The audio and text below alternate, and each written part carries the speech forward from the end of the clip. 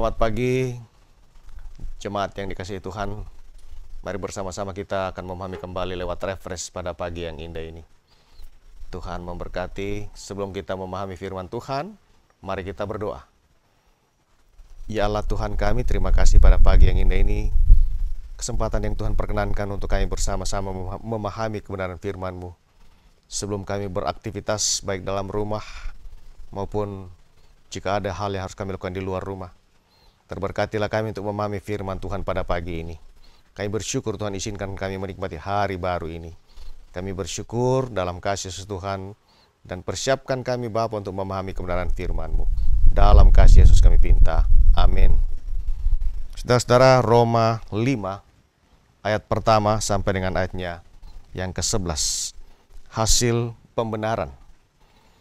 Sebab itu kita yang dibenarkan karena iman, kita hidup dalam damai sejahtera dengan Allah karena Tuhan kita Yesus Kristus.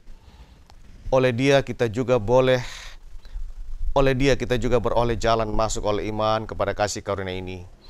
Di dalam kasih karunia ini kita berdiri dan kita bermegah dalam pengharapan akan menerima kemuliaan Allah. Dan bukan hanya itu saja, kita malah bermegah juga dalam kesengsaraan kita, karena kita tahu bahwa kesengsaraan itu menimbulkan ketekunan, dan ketekunan menimbulkan tahan uji, dan tahan uji menimbulkan pengharapan.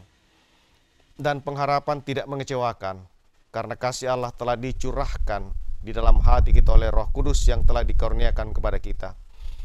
Karena waktu kita masih lemah, Kristus telah mati untuk kita orang-orang durhaka pada waktu yang ditentukan oleh Allah. Sebab tidak mudah seorang mau mati untuk orang yang benar, tetapi mungkin untuk orang yang baik ada orang yang berani mati. Akan tetapi Allah menunjukkan kasih-Nya kepada kita oleh karena Kristus telah mati untuk kita ketika kita masih berdosa. Lebih-lebih karena kita sekarang telah dibenarkan oleh darah-Nya, kita pasti akan diselamatkan dari murka Allah. Sebab jikalau kita ketika masih seteru diperdamaikan dengan Allah oleh kematian anaknya, lebih-lebih kita yang sekarang telah diperdamaikan pasti akan diselamatkan oleh hidupnya. Dan bukan hanya itu saja, kita malah bermegah dalam Allah oleh Yesus Kristus Tuhan kita, sebab oleh Dia kita telah menerima pendamaian itu. Kekasih Tuhan, pengharapan yang tidak mengecewakan. Ketika kita memasuki tahun baru, seperti ketika kita baru memasuki tahun 2020 ini, pasti di benak kita sebagai manusia mulai memprediksi atau memperkirakan bagaimana kira-kira situasi akan terjadi di tahun yang baru ini. Ketika kita memasuki tahun baru 2020, pasti ada banyak orang yang mencoba memprediksi situasi ini, situasi itu akan terjadi. Sebagian orang bertanya, ada yang bertanya kepada paranormal, peramal nasib, atau kadang-kadang ada yang berpegang pada zodiak atau ramalan bintang. Dan dengan harap-harap cemas, manusia-manusia itu ingin tahu seperti apa situasi yang akan terjadi sepanjang tahun ini. Mereka ingin mendapat harapan yang pasti di tengah-tengah sesuatu yang kadang pun tidak pasti. Walaupun saudara-saudara kita paham, di akhir tahun 2009, di salah satu negara terjadi sesuatu yang telah menjadi berita dunia, yaitu sesuatu yang mengkhawatirkan tentang virus. Tetapi kita yang ada di negara tercinta ini, tetap dengan segala sesuatu harapan, yang saya boleh katakan kadang-kala berada dalam harap-harap cemas. Namun yang pasti tidak seorang pun yang bisa memprediksi secara tepat situasi tahun yang baru serta memberi harapan yang pasti kepada mereka. Akan tetapi bagi kita orang percaya, anak-anak Tuhan, pengharapan itu adalah pasti. Sebab sumber pengharapan kita adalah Tuhan sendiri, Allah yang telah menyatakan. Dan karena pengharapan kita tidak pernah mengecewakan di dalam Yesus Kristus Tuhan dan Juru Selamat, Manusia bisa mengecewakan kita, namun Tuhan tidak pernah mengecewakan setiap orang yang berharap kepadanya. Manusia bisa saja berjanji dan tidak menepatinya, namun ingat, Allah kita selalu menepati janjinya. Sebab kasih Allah telah dicurahkan dalam hati kita oleh Roh Kudus. Roh Kudus terus-menerus ada di dalam hati kita sebagai bukti dari jaminan kasih Allah yang tetap kepada kita, yang selalu bisa kita harapkan dan andalkan. Saudara-saudara, jadi pengharapan kita bukanlah pada, misalnya kita melihat situasi ekonomi politik, situasi yang sedang terjadi. Pengharapan kita juga tidak tergantung kepada harta, kepada kekuasaan yang lain, atau kepada pengalaman manusiawi kita.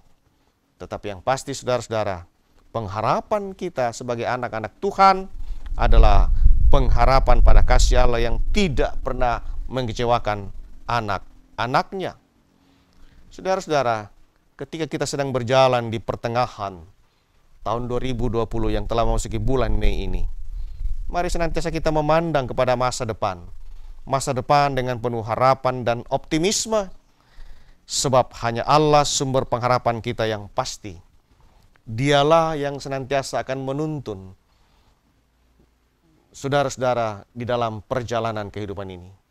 Yakinlah, bersama Tuhan kita senantiasa siap untuk selalu memperoleh pertolongan, memperoleh kasih karunia, dan senantiasa berjalan bersama Dia untuk meraih hari depan yang dijanjikan, sebuah hari depan yang penuh dengan kedamaian. Saudara-saudara, ayat 11 dari bacaan kita Roma 5 berkata, dan bukan hanya itu saja, kita malah bermegah dalam Allah oleh Yesus Kristus Tuhan kita, sebab oleh Dia kita telah menerima pendamaian itu. Mari saudara-saudara, kita senantiasa mendamaikan diri kita dengan Kristus Tuhan, Sang Juru Selamat, di dalam menjalani hari-hari kehidupan kita. Tuhan memberkati. Selamat pagi. Mari kita berdoa. Terima kasih Tuhan atas firman-Mu pada pagi yang indah ini. Terima kasih kami senantiasa memiliki pengharapan di dalam kasih Allah, di dalam Kristus Tuhan dan Juru Selamat kami. Kami percaya ketika kami telah didamaikan, maka kami mendapat jaminan, sebuah janji untuk senantiasa menjalani hidup di bawah kasih dan pertolongan Tuhan sendiri. Tuhan menolong, Tuhan memberkati kehidupan kami, bahkan senantiasa menuntun kami ketika kami lebih banyak berdiam dalam rumah kami. Terima kasih Tuhan. Dalam kasih Yesus kami memohon. Amin. Yesus lebih besar dari segala-galanya. Dia tak tinggalkanku seorang diri. Masalah hidupku tak melebihi kekuatanku. Yesus lebih besar dari segalanya. Yesus lebih besar dari segala-galanya. Dia tak tinggalkanku seorang diri. Masalah hidupku tak melebihi kekuatanku. Yesus lebih besar dari segalanya.